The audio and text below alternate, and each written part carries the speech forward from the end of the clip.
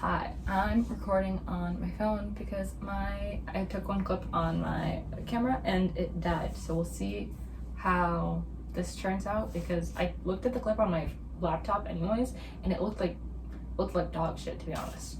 I was like, wow, it kind of looked okay last time. Like, why does it look so bad right now?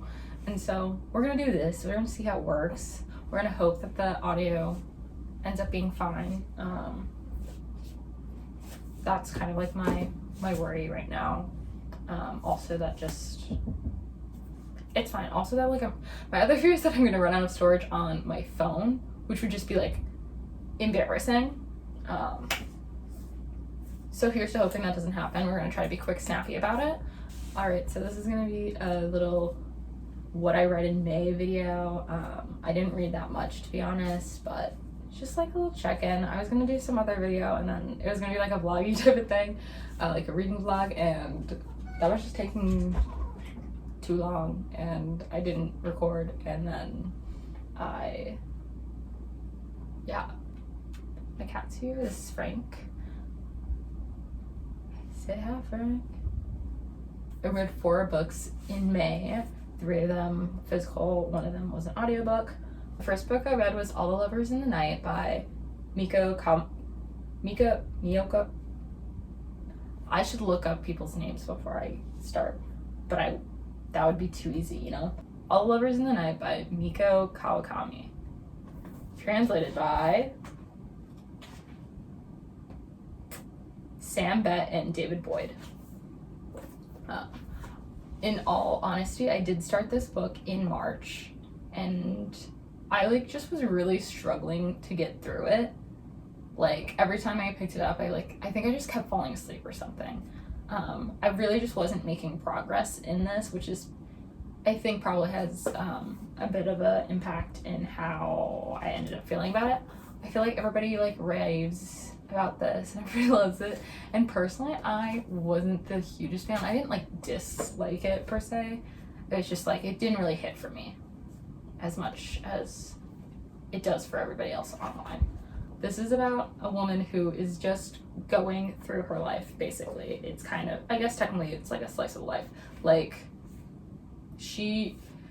The premise, if you explain what happens in this book, it kind of sounds like it's sort of a romance, but it's not, which is fine by me. I don't really need that. Fuyoko Iri is a freelance copywriter in her 30s, working and living alone in the city where it is not easy to form new relationships. She has little contact with anyone other than her editor, Hirajiri. When Fuyoko stops one day in the middle of a Tokyo street and notices her reflection in a storefront window, what she sees is a woman lacking strength to change her life and decides to do something about it. As the long overdue changes begins, however, painful episodes from Fuyoko's past surface and her behavior slips further and further beyond the pale. Basically, she is just idly going through her life and she kind of becomes aware of that, and she's like, maybe I should start doing things. Maybe I should become an active participant in my life. And I don't know, it's just I think I was expecting it to I was expecting the character to feel like a character from I don't know how to say her name. It's this name. I'm gonna actually put it in this time. But the author who wrote Earthlings and Convenience Store Woman, I was expecting the character in this to feel more akin to that, which it doesn't for me. I don't know, something about the character was just off for me. And though it is relatable, it just wasn't. This book just didn't work for me. And I don't know how to explain it other than that. I was bored during a lot of it. I understand there wasn't supposed to be a lot happening. That's okay. I'm fine with that. But it also didn't. Once again, maybe this was just because I was reading it so sparingly and disjointedly, but it just didn't really make sense to me. At one point in the book, she's oh yeah, I've never drank alcohol, and then all of a sudden she just turns into an alcoholic, constantly drunk. It didn't make any sense. Why did that just happen? And I don't know, I wanted to be more into it than I was. And I'm not doing a great way of like explaining why it didn't work for me, but alas. After that, I listened to the audiobook Shakespeare and Other Heresies, How Doubting the Bard Became Literature's Biggest Taboo. I think that's the whole title, by Elizabeth Winkler. And I loved this. I loved this book, actually. I thought it was very fascinating. Obviously, it's nonfiction. I really enjoy listening to like nonfiction audiobooks. It's how I pass my time on the bus. It's great. I would recommend it. It's also just fun to like listen to a book that kind of is like, it's like a niche topic like thing for sure. So it was just fun, and I think it was a nonfiction book that took you along the journey of her research kind of, and rather than just like laying it all out to you, which I thought was really nice because it included Elizabeth as like part of the story, and the fact that like you're coming along the ride with her. There's like plenty that is her being like, this is what this is. I think it was really cool. I'd only ever heard like whispers. I'd only ever heard whispers about. I didn't know much going in regards to who Shakespeare is, who the like in reality per se. I've known that there's doubts about the man that we know as William Shakespeare being the literary author Shakespeare. But I didn't really know much more than that, and it was very cool to see all the different perspectives Shakespeare's there are. And it's also like not a book that like is claiming this is the correct one. It takes you along, gives you all these different options, and you could go down the rabbit hole of being like, oh, you know what, I think I really believe in here's the thing about me is that I am a forgetful girl. I know I enjoyed it.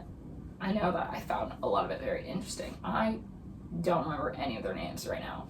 One of them is like an Oxford. So like you could choose to go down the Oxfordian route and just deep dive into that and learn more about that and everything and be like a devout, this is our guy, you know? Anyhow, also say is I found it very fascinating. I thought it was funny. There's just like moments where like I like can't even explain it. Like it's just fucking like she's just silly. She's funny. And how like I love when you can make like an informative nonfiction book like that just like funny. I'm into a funny book in general, but especially that. It was great. At one point she was like talking about, I don't even remember. I think it was when she was talking about like the emails at one point, and I was like listening to it as I was like opening at work, and I was like, I literally like just started laughing. I was like, oh my god, that was so shady. I love that icon. Or maybe it was something about the gift shop, but I'm just saying things at you. Highly recommend this book. It's a great listen. It's not read by Elizabeth. It's read by like Eunice something. I don't know why I remembered that, but she did a great job. She deserves some kudos too. Shout out Eunice. Highly recommend. I also just stop right. Just to jimmy this in here. I don't ever rate books. Like thus far, I have never rated a book. I don't think that'll change anytime soon. But I was, when I read this book, I was like, should I rate this? Like kind of a 5-star if you ask me. Like I have no qualms. I have zero qualms. It was a great time. I highly recommend it. And like it was one of those books I was like reading and like listening to, and I like wanted to talk about it with people because it was just like so interesting to hear this. And like I did like make my boyfriend like listen to one of the audiobooks, one of the chapters I was like listening to, and I like talked about it with one of my coworkers who did not care at all about it, but I was like anyhow. Next, this is the book that I mentioned last time I was reading, Small Things Like These by Claire Keegan. Last time I said that I wasn't liking it that much. I will say, I think I just didn't get to the point that, like, was at all interesting yet. That sounds harsh to say. I don't think I got to the point where, like, things started, like, happening, really. Which isn't to say that that completely turned it around for me, but it did. I did, like, be like, oh, okay. At the end of this book, I was like, okay, you know what? I did like this. It was interesting, and it talks about the, oh my god, what is it called? Magdalen laundries in Ireland. It's what it touches on, which, like, you leave this book and you just want to, like, know more and, like, do all the research more on and deep dive into that. But I'd never heard about that before, so I found that really fascinating. I would love to deep dive more into it. I simply did a Google search and I was like, wow. And I think it's great if any book can, you know, shed light to something like that. And like I said in my last video, I do have just, like, some difficulty getting into, like, a book that's a male protagonist. Like, it's just not a fun ride, you know? It's like, usually they're bored. Usually it's just not the vibe. I'm here for that. But this is good. I would recommend. I do think seasonally, if you wanted to read this is probably more of a winter book. It does occur, like, right before Christmas, so it's a cold weather book, you know? It's also a short, quick read. Would recommend to people who are interested. The next book I read was We Have Always Lived in a Castle by Shirley Jackson.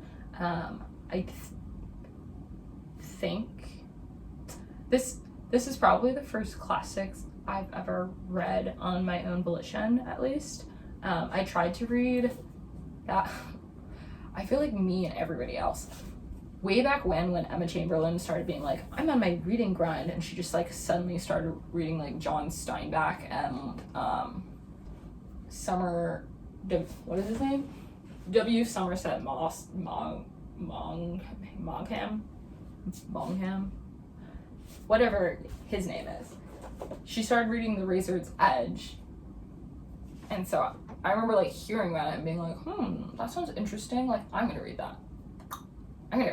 And so I did start reading it, and I don't think she didn't finish that book either. I didn't finish that book. We can all say it. I think a lot of people who tried to read that book didn't finish it. I know that plenty of people probably did. I'm just trying to make myself feel okay. All that to say is that was the only other time I've tried to read a classic, and I have classic-itis, you know? Like, I, like many people, am just scared of them. They are oftentimes hard to, like, get into, to understand what they're talking about. That book in particularly, I think I also, like, I was making progress, and then school started, and I had no time to focus on pleasure reading. I could not do it. I fell off the wagon. Anyhow, but this book, great, loved it. Would recommend, highly would recommend for anyone who wants to, like, read a classic and feel good about themselves. This is very accessible. It was written, I think it was written between, like, the 40s or the 60s. I don't remember. All this to say is that it's fairly modern. The language isn't hard to, like, get behind. It's not like one of those, there's, like, plenty of classics that, like, the Somerset book was like this too, where, like, you open the book and you start reading from the beginning, and it's actually that the introduction is just telling you the entire plot of the book, because if you started reading the book, you wouldn't catch what the plot was. This isn't one of those books. It doesn't need it. It doesn't have it. It's I haven't even talked about what it's about. It is about two sisters who live alone with their uncle because the rest of their family has died. It takes place after, and by died, I do mean they were murdered. They were poisoned. You find this out pretty quickly, but it's just talking about them living in their house and them living in their house kind of in isolation from anyone else, really. The youngest sister, Mary Cat, goes into the village once a week to get food, but other than that, she like doesn't, no one really socializes with anyone. And they have like a couple friends, family friends more so, who like come and like do house call visits rather. But those are pretty brief. This was also labeled as a horror, so I was expecting more spookiness per se. I don't think for me that it felt like horror. I think there were some moments that felt like a little tense and like exciting in that aspect, but definitely wouldn't say horror. I think there's like a scene that like a mob is happening, and I would say that was probably that, and the scene where someone, their like cousin comes to visit. Those are the two scenes that I felt like there was any like inkling of horror, which like isn't to say it was much. I think if you were looking for horror, this is probably not the one. It wasn't that scary. No, it wasn't scary at all. But I still really liked it, honestly. It's also, once again, pretty brief. Went by very quickly. I also just, love the cover. Alrighty, guys. Have I talked at all about like these books, truthfully? Be honest. I think I just started saying words, and every time I just started. Did I give coherent thoughts? We don't know yet. I'll find out. It's probably just gonna upload it regardless. Anyhow, I think in regards to plot, it felt more almost like it felt more almost like a mystery, kind of, when you're reading this book, because you know what the outcome of the poisoning event was, but you don't exactly know all the details. And throughout the book, those come out, and you've learned them. Which, sure, you could see it coming, but nonetheless, it's still, I don't know. I was reading, like, I definitely was like, oh, like, what's gonna happen? Like, what's the real truth? Like, what are they gonna tell me, you know? Also, this is one thing I didn't understand. What's the older sister's name? Constance and their cousin. Why is there like some kind of weird romantic tension there?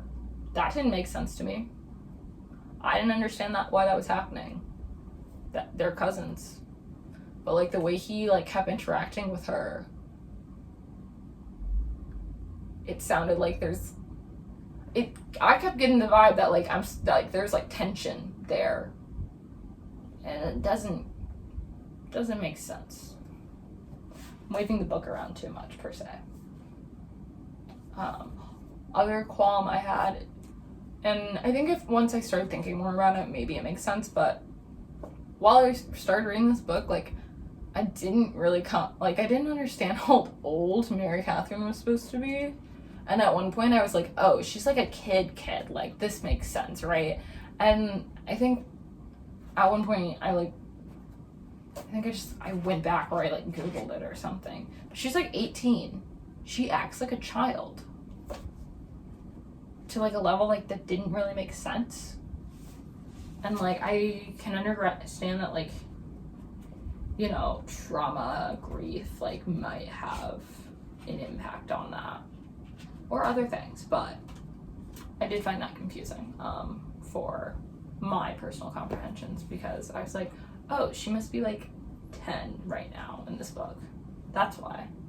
No. So those are all the books I read in May. I did also buy a few. Arrest me. So I'm gonna also just show you those because why not? It's fun. It's not like my physical TBR is not big enough, so why not just add to it? The first books that I bought was Out by Natsuo Kirino. And it is translated by Steven Snyder. Woo! Thank you, Steven. I love this edition. I love this cover. The other cover has like a girl's eye on it, and I got creeped out. I don't like when I can see like a human real person, like a photo of a person on book covers and whatnot, or especially on the spine. It's like her eye on the spine. Like, that creeps me out for like no good reason. It's not like really scary, but like it just takes me back. It's not my desired look. This clean, classic, gorgeous pink, love. Anyhow, me and my friend are reading this, and so this is I'm actually currently reading. I'm about a third of the way through, but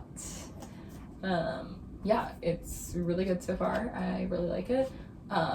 We both were feeling kind of like wanted something with a bit more action than what we've read together previously, and so we were like, maybe a thriller, and I was like, oh, you know what, I've heard about this one and I'm actually interested in it, especially after coming off of like this, which I was expecting like some horror. I kind of was like, I want something that's a bit more punchy, and this is doing great for me right now. I was reading some last night where they are describing they're describing the action that they're doing, and I was squirming in my seat. I was like, oh, looking grossed out. It's great. I'll tell you what it's about. It focuses on a group of women who all work together, who are all like suburban housewives in like the suburb of Tokyo, and they all work at a lunchbox factory. Boxed lunch factory rather. They all do the night shift there, and basically one of them murders their husband, and they're all helping out in basically covering up the murder. Because of the way that the blurb on the back like only mentions Misako, I kind of assumed that it was all gonna be through her point of view, and also that like she's just the one who I was expecting to murder her husband. And I suppose, spoiler alert, she's not the one who does it, but which I was like, I was just confused as stuff was happening. I was like, wait, like, interesting. I do think it's really interesting that the point of view like jumps around like every chapter. It's like written in third person, but it's like, what's third person omnipotent? That's not the word. Something close to that though. So it like jumps around where so it just jumps around every chapter. You're with like a different character, which I think is fun. Kind of nice to like see it from different points of view. See what's happening. I like it. I'm liking it. I will say, like, I'm not great at reading books with a huge cast of characters. I should stop doing that. I'm not great at reading books with a huge cast of characters. I like get people mixed up in my head a lot, especially when there are nicknames involved. There's not really nicknames involved in this, but like when I read Bunny, hated that. I could not figure out who they were ever talking about. It's not even that big of a cast of characters there. I was just like, why do all the bunnies have 15 different names? Doesn't make sense. Anyhow, getting distracted, getting off point. this, doing great, love it. Very lot of feminine thought happening in here. I'm into it. Would recommend. Haven't finished it, but would recommend. Next book I got, I went to the bookstore with the intention of buying 2 specific books, one of which is this, Death Valley by Melissa Broder. Paperback. I've been waiting for it to be in paperback, and I realized that it had been long enough that it would be in paperback. I haven't actually read any Melissa Broder before, but I've only heard good things. I say that as actually yesterday I did watch a video where someone said that they read this and that they did not like it at all. So besides from that, I've only heard good things. Truthfully, like, this is the only Melissa Broder book that I've heard of that I've had interest in reading. The other 2 that I can think of off the top of my head just like didn't sound like it was it for me. Like, I think one is The Pisces, which just feels like that one movie where she fucks a fish, which as far as I'm aware, basically is that. No tea, no shade, whatever. This one, I will read the blurb for you. In Melissa Broder's astounding new novel, a woman arrives at a Best Western seeking respite from an emptiness that plagues her. She has fled to the desert to escape a cloud of sorrow for both her dying father and husband whose illness is worsening. Hiking a sun-scorched trail, the narrator encounters a towering cactus whose size and shape mean it should not exist in California, and yet the cactus is there. With a gas through its side, it beckons like a familiar door, so she enters it. What awaits within this mysterious succulent sets her on a journey at once desolate, rich, and hilarious. This is Melissa Broder at her most imaginative, universal. This is Death Valley. It just seems silly, honestly. And like, she walks into a cactus. I'm kind of here for a ride. Like, I don't know what I'm getting myself into, truth be told. But I have been like craving some like elements of like magical realism or like just surrealism. Something to give us a little fun. Just like fun. Boom. The next book that I went to the bookstore intending to buy is a book I listened to the audiobook of. This is Jesus and John Wayne, How White Evangelicals Corrupted a Faith and Fractured a Nation by Kristen Coos Dumez. That makes more sense. But I listened to this, when did I listen to it? Maybe in like February. It was cold out. But sometime between November and February is probably when I listened to this. But I really enjoyed it, and it was like a book that like I was listening to it and I was like, oh, like this is like so fascinating, and I really wish that because once again I was listening to it on the bus, which only means that you're listening, but it's also there's a lot of distracting things on the bus, to be honest.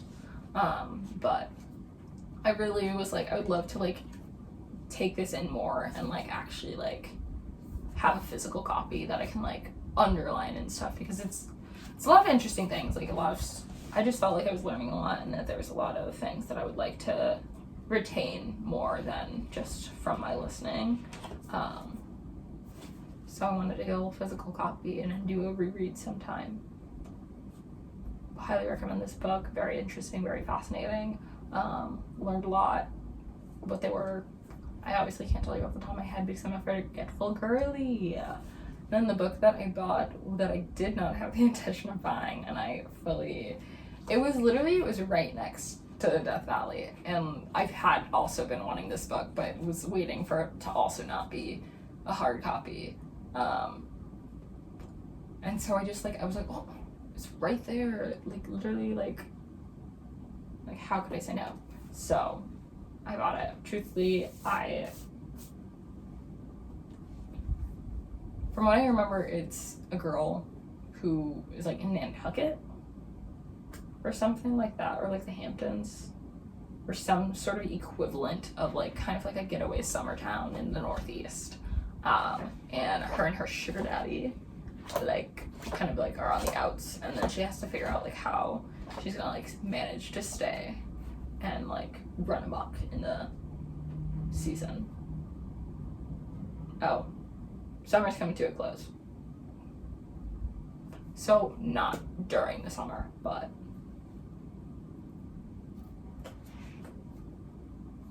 anyway, I've read Emma Klein's previous book, The Girls. I got that from my friend as a gift, and I read it beforehand because obviously I just felt right to.